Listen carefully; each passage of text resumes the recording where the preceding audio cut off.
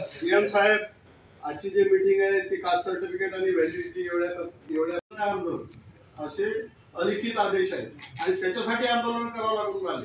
समजा 1% त्यांनी स्वीकारले तर ते त्यांच्याच लेवलवर रद्द करतात. भांडून काही एसबीओ पर्यंत पोहोचले तर ते थातूर मातूर जे नियमात बसत नाही ती कारणं काढून ते रिजेक्ट करतात. आज या कास्ट सर्टिफिकेटसाठी जळगावमध्ये 1 महिना आपण उपोषण केलं तिथल्या लोकांनी. धुळ्यामध्ये उपोषण झालं, या ठिकाणी अलिबागला उपोषण झालं आणि ही आभरण उपोषण ही 1-1 महिन्याची त्या लोकांना करावं लागली. त्यावेळेस कुठे 1 सर्टिफिकेट 2 सर्टिफिकेट 5 सर्टिफिकेट असे मिळाले. बरं ते सर्टिफिकेट मिळाल्यानंतर ते व्हॅलिड करायचा रेशो काय, मी तुम्हाला ती अधिकृत माहिती त्या कार्यालयाकडून मिळाली तीच या ठिकाणी सांगतो.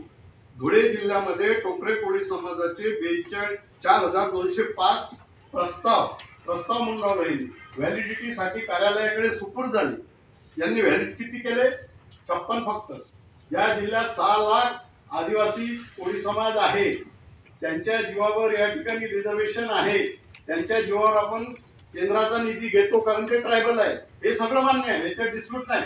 परंतु कास्ट सर्टिफिकेट एक तर द्यायचंच नाही आणि दिलं तर ते तपासणीच्या नावाखाली रद्द करायचं. एवढ्यासाठी मी वाचून दाखवलं. महाराष्ट्राच्या सगळ्या जिल्ह्यामध्ये जे 76 नंतर पात्र झाले, मराठवाडा, विदर्भ, पश्चिम महाराष्ट्र या सगळ्या जिल्ह्यामध्ये ही स्थिती आहे. आमचं स्पष्ट म्हणणं असं आहे की कास्ट सर्टिफिकेट या ठिकाणी जर आम्ही त्या ट्रायबल लिस्ट मध्ये आहोत तर ते आम्हाला मिळालं पाहिजे. कारण आमच्या गाव वस्ती पाळे हे सगळे केंद्राकडे यादी आहे, राज्य सरकारकडे यादी आहे की या जिल्ह्यात कोणती गाव ट्रायबलची आहे. परंतु त्यांना ते दिल्या जात नाही, हे दुर्दैव आहे. वेगवेगळ्या पद्धतीने अरेंजमेंट करते. ते कास्ट सर्टिफिकेट मिळालं पाहिजे.